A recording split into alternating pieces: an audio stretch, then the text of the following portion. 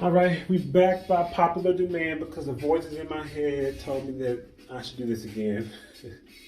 But no, honestly, I do like cutting my hair, and the Quarantine Cuts Volume 1 had a lot of interaction, so I kind of want to continue this one because I like cutting my hair and it puts me like in a chill state. Put my music on, I just kind of cut, and then I get better. So I actually watch a guy on YouTube named Kevin the Barber, and I like him because he's very perspicacious in the way he explains barbering. Like he kind of intellectualizes things with like his theory and philosophy around customer service and the quality and his pricing. Just check him out. But his name is Kevin the Barber. I think his YouTube is like Barber's Table, but he's dope. So that's kind of who I watch a lot to get better at it. But this time I'm going to show you what I actually use. Let me flip this around real quick. I use these Andes T outliners.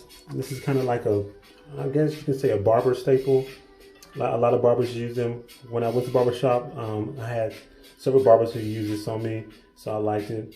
And it's sharp and it's precise, but it's small, powerful motor. You know, it's pretty good. But Barber said salads for like $50. Then the Andes Beauty Masters. Like I said, I watched that guy Kev the Barber, and he said that these were like kind of like a standard, and the kits that you get from cosmetology school or barber school. So I like these. They have a good motor and they get the job done pretty quick. And then these wall detailers, they're sharp. They hit the corners very good. So I do like this one a lot. So I use these three. This was about like 60 or 70, 80 or $90. I don't know. This was like 70 bucks. And then I used the guards 0, 1/2, and 1. I didn't have those clippers to begin with, but I saved money and I bought them, and then I kind of upgraded. But I actually started with these. Like I started with these Walmart clippers, the walls, whatever. You know, they got the job done. I got better with them, and then I started with this, the Wall Peanut. I still kind of use this if I'm gonna go do a bald fade, I guess. Yeah, bald fade and start off more bald because this one cuts really close to skin, but it doesn't leave you like nicked or anything. Then also, let me flip it around. I have this my dusting brush. Stupid. My paintbrush to brush my hair off, and I use this, you know, as I'm fading. And then my double-sided brush because I do like to brush. I'm the type brush cut because when I'm teaching or like working and stuff, I have my hair out curl like this, but I kind of brush the sides because it's just kind of how I do it. Then it makes the haircut last longer when you go lower, and as it grows back, it gets the brushing in. So that's kind of my thing with it. Okay, well, I'm gonna try to hold this while I get my station set up, and then kind of talk a little bit about some stuff because that's what I did in the first one. And then as I get my station set up, then I'm gonna hyperlapse it, but I'm gonna try to cut slower because when you hyperlapse something, it speeds it up like tenfold. And it makes the video footage like less time, way less time. So I'm gonna try to cut slower because if I don't hyperlapse it, it just doesn't look as cool. But if I just speed it up, it I don't know, it just don't have the same effect. So I'm gonna try to cut more slower and more precisely, so it can give out some good quality. I'm gonna take my little barber apron thing right here, and I kind of spread this out on the top of the counter, so it can be all set up because I don't like getting hair everywhere. It's just not that cool. Then I grab a handy dandy power strip, set that bad boy up. Oh, it's noise. Then you plug it in. That way you don't have to keep pulling things out and unplugging and pulling things out. Because I'll have ring lights set up right there, and I have a cord that goes in to keep that plugged up. So it's just smarter to put the clipper cords inside of there. So I'll come back once I get this all set up and show you what my vibe looking like. All right, so this is kind of how the station looks. I got my brushes and my paintbrush, the black cover, hair cover, protector, whatever, cape. The guards, things plugged into the wall, then the clippers, and of course the hand mirror, and then what I used aftershave and stuff. So you kind of want to have your station organized. That way you can get what you need and then put it back. Now, I do know that these clippers have cords, and I want to upgrade to the cordless clippers, but those bad boys are like $100 up to $200, especially the bevel, that real fancy one. But eventually I'm going to get them. I'm just going to keep using what I got for right now. And like I said, if I keep paying myself for every cut that I give myself, eventually I'm going to have the money in a couple months to buy it. Because I've cut my hair at least twice a month, depending on how or what I'm doing. But like during quarantine, I cut it about once or twice just because. And if you do let your hair grow back too thick, like I let this grow back pretty, not thick, but you know, more than what I did than the previous time, it makes the cutting take a little more time, because if you do it frequently, there's not much hair to cut, and it's kind of you just going over what you already done or redefining, if that makes sense. But yeah, I'm gonna get started.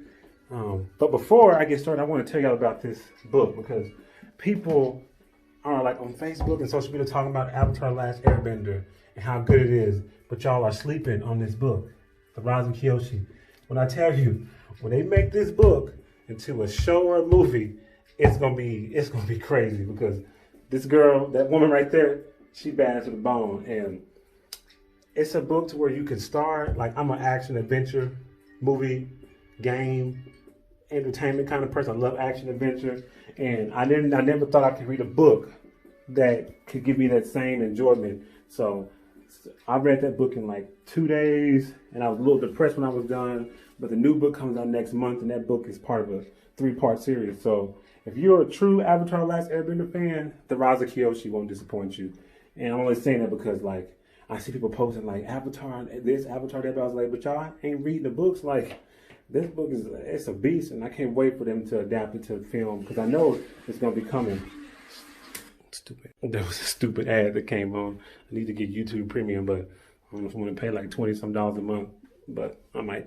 But yeah, people don't really, they not talking about it. And I was like, man, if you're a fan, you're gonna love that book.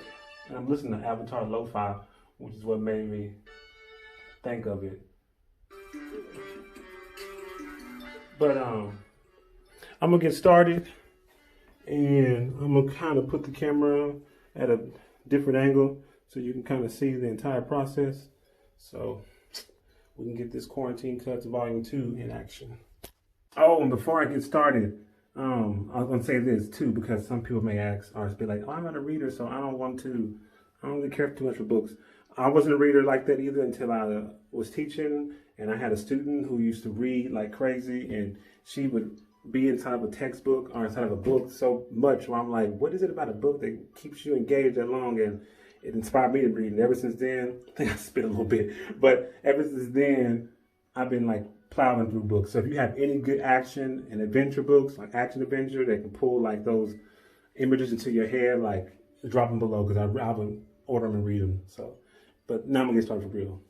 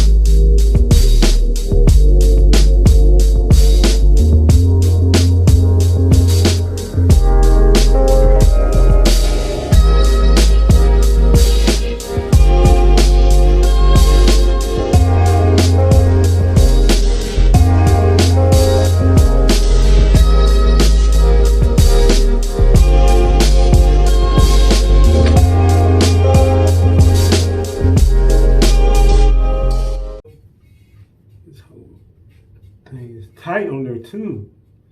Give me a headache. Ah. Oh my goodness.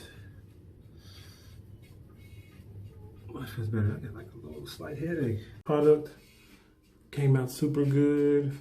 I like it. Got my curls popping. Everything looking good.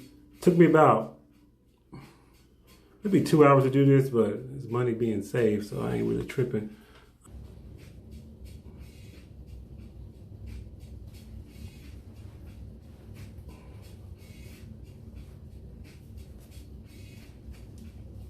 Oh no.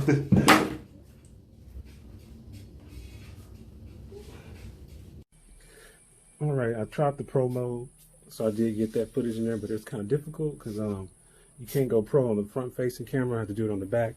But I'm gonna play around with it and get better at it. But for the most part, I like how it came out, and I'm outside on the balcony, so you can get like a nature look, a natural light, a natural look to it.